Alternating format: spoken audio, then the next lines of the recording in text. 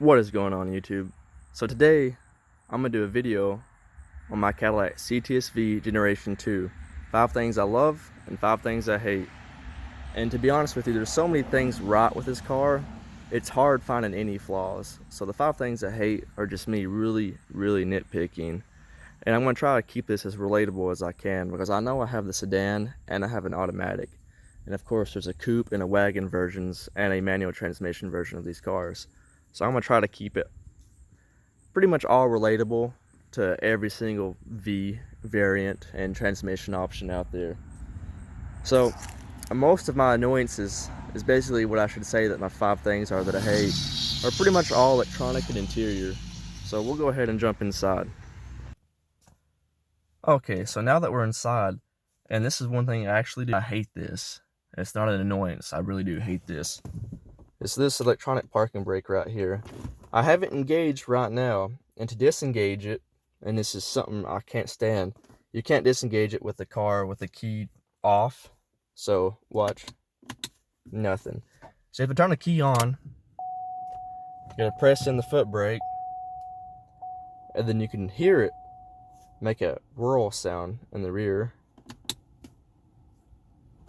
Well, actually, as a matter of fact, I've disengaged it before I took this video. But so now that we're in here, I'll go ahead and engage it so you can listen to it. I don't know if you can hear that or not, but you're going to get an alert on your dash. And then you press it down. Actually, I'm going to turn the key off. So parking brake is set. Listen. Nothing. So I have to turn the key back on, press the foot brake, and press this down. Now the parking brake is released. I'm not a fan of that. I like being able to control my parking brake with the car on or off, key in or out. This is a component that I can see failing in the future. I don't think it's a common issue, and actually, matter of fact, from my research, I haven't really seen it being an issue. But I just prefer, the V1 had a foot manual brake, e-brake, and I don't like those either, but I would prefer that over this. But I like having a handbrake. But I understand that really wouldn't look classy having a big e-brake and this kind of interior. So, but I mean, I feel like that's more of a performance standpoint. If you're buying a V, you're getting it for the performance, you're getting it for the LSA engine, you're not really getting it for the interior. Or that's the way I look at it anyway. But yeah, that's the number one thing I really do hate about this car, and the rest is pretty much me just nitpicking, and I know this can relate with every V2 variant. And second would be the storage of the console and everything. It is an upgrade from the V1, but if you've ever been in the V3, they have way more storage. Like this whole panel, you can swap it and it goes up, and you can actually put, like, I don't know, like your wallet, money, keys, stuff inside that, because it's a pretty big storage area. This car, you get this little change holder right here, which is no better than the V1. You have 2 cup holders, and you have this console right here, which you open it up, and it's got this small little upper area right here, which, as you can see, I keep my concealed carry in it and a pocket knife. And that storage unit's basically used up. And your second one's big enough to hold some gum and a car charger or a phone charger, plug-in, accessories, so you really don't have much room. The storage pockets in the doors are a major step up from the V1. You can actually put stuff in them. Got tissues and some Germ-X in here, just as an example. The V1 storage pockets are so tight and almost just useless that it's not even really worth calling it a storage unit. So I'm gonna go ahead and start the car, just because I want the steering wheel straightened out, because I'm OCD about those things.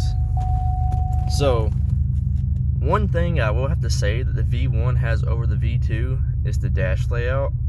And that's not to say that I think this layout is bad. I actually prefer the way this looks. But the V1 had 2 electronic displays. As you can see what I'm talking about, you can see my digital speedometer right there underneath my analog speedometer. In the V1, you had another digital display underneath the tach. And with that, you could display two options. Like, what I mean is you can display your digital speed right here, and underneath the tag you can display tire pressure, you can display oil pressure, trans temperature, stuff like that. All of that stuff is still included in the V2, but it's all in one setup right here. So you have two separate buttons right here. This is like your trip meters and stuff right here, and this is all your car information, engine information, basically oil pressure, trans temp. So you have two separate buttons. See, that's battery voltage with the car information. You can hit back over, and this does your trip meters and stuff like that. With the V1, you could have two separate screens showing two like different infotainment systems, I guess is what you could call it. I wouldn't say infotainment, but you can see a digital speedometer, and you can see what I like to see is oil pressure. But I have that with this aftermarket gauge, so I can always keep an eye on my oil pressure. And I just prefer looking at a digital speedometer. I know some people don't like it, but I prefer it. That's just one thing that like I said, it's just me nitpicking, but I do wish this car had two electronic displays. That would be pretty neat. The third thing would have to be this outdated infotainment center. I wouldn't say it's outdated because this is a 2009, and I think this right here is kind of advanced for a 2009. But then again, this is the nicest car I've ever owned, so it's pretty cool that you have factory navigation and stuff, even though it's basically useless because Google Maps and Apple Maps are leaps and bounds better than these factory navigation systems put in cars, especially back in 2009. And we all know there's been updated roads and highways and stuff since then. So there's a lot of stuff that this factory navigation no longer has, but it is kind of cool to have that. But that's not really my biggest issue. My biggest issue is that this car has Bluetooth. You can actually connect your phone to it, and you can take phone calls with it, but you cannot listen to music through your Bluetooth in this infotainment center. I don't understand that, but it's an easy fix. And if you're out in the market looking for one of these cars, there's a thing called a Firefly right here. I have the user's guide right here, and what it does, it plugs in, it's powered by a USB port, and then you plug it into your auxiliary port right there. You can see both of them, and what that lets you do, it lets you connect to the Firefly, and as it's connected to the front auxiliary port, that's what the car recognizes it as, so you can listen to Bluetooth through your phone, through your front aux input. So that's pretty nice. And this car has a pretty good factory stereo. The Bose in this car is actually pretty decent. I like my car audio, but this car, it sounds pretty good, and there's really no need for me to want to upgrade to a dedicated subwoofer because this car does good. All the sounds don't mesh together. The bass is crisp and stuff, which is pretty surprising for a factory stereo. The fourth thing I hate about this car is that you're going to be replacing rear tires a lot. And that's not really a bad thing, and that can be completely avoided, but this car does love creating smoke clouds. It can easily roast the rear tires. And like I said, I'm nitpicking, so I'm just trying to think of things to complain about. But yeah, rear tires. And the fifth thing, again, nitpicking, but if anyone's ever owned a 4th gen F body, then this is probably moot, because I have, and those cars are super hard to work on. The engine bay has no room whatsoever to work on. This car is not 4th gen bad, but spark plugs are kind of hard to get to. Nowhere near as bad as a 4th gen F body, I can tell you that much. But other than that, simple maintenance like that may be a little hard to get to. It may be hard for you to replace spark plugs in this car.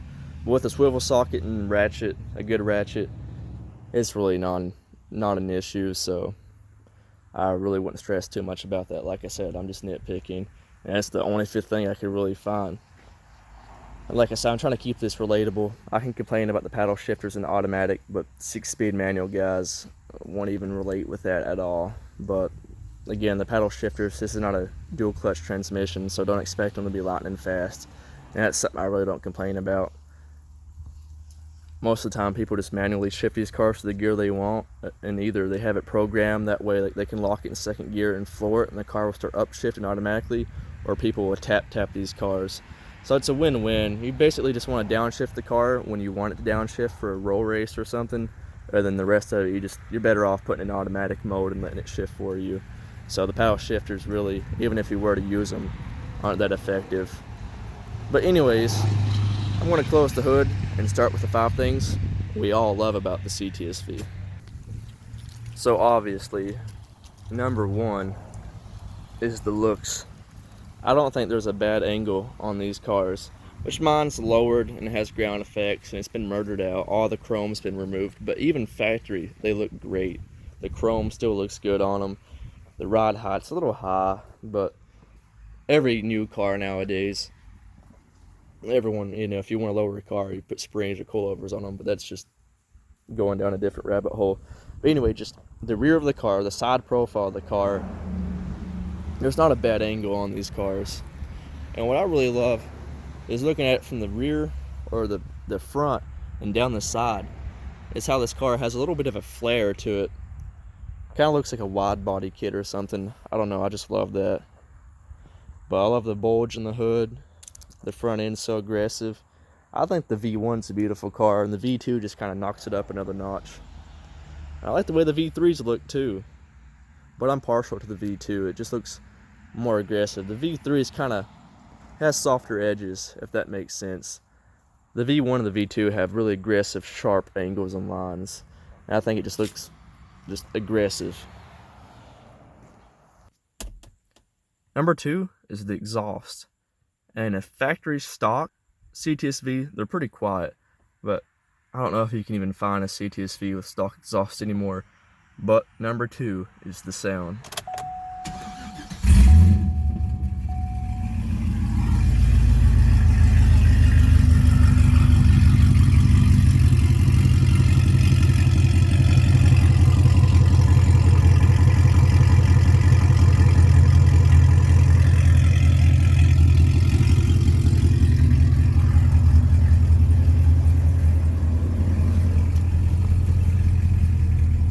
And since this car is factory supercharged, you also have that amazing blower sound too.